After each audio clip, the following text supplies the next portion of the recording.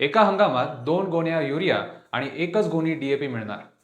शेतकऱ्यांसाठी मोदी सरकारचा नवा नियम. शेतकऱ्यांना रासायनिक खतांची खरेदी करताना आता नव्या पद्धतीचा सामना करावा लागणार आहे. युरिया आणि डीएपी खरेदी करण्यापूर्वी शेतकऱ्यांना संबंधित ॲपवर नोंदणी करणे आवश्यक राहणार आहे. त्यासोबतच एका हंगामात किती खत खरेदी करता येईल यावरही मर्यादा निश्चित करण्यात आली आहे. मंडळी, रासायनिक खतांचा होणारा काळा बाजार, लिंकिंग तसेच चढ्या दराने होणारी विक्री याला आळा घालण्यासाठी केंद्र सरकारकडून फ्रेमवर्क फॉर फर्टिलायझर सेल अर्थात FFS प्रणाली लागू केली जात आहे. या नव्या प्रणाली अंतर्गत शेतकऱ्याला खत घेण्याआधी FFS ॲपवर आपली मागणी नोंदवावी लागेल. मागणीची नोंद केल्यानंतर शेतकऱ्याच्या मोबाईलवर OTP पाठवला जाईल. हा OTP खत विक्रेत्याला सांगितल्यानंतरच संबंधित शेतकऱ्याला खत उपलब्ध करून दिले जाणार आहे.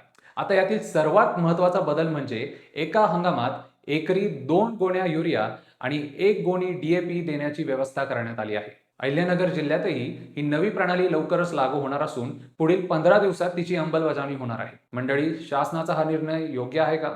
तुमचं मत काय? कमेंट करा.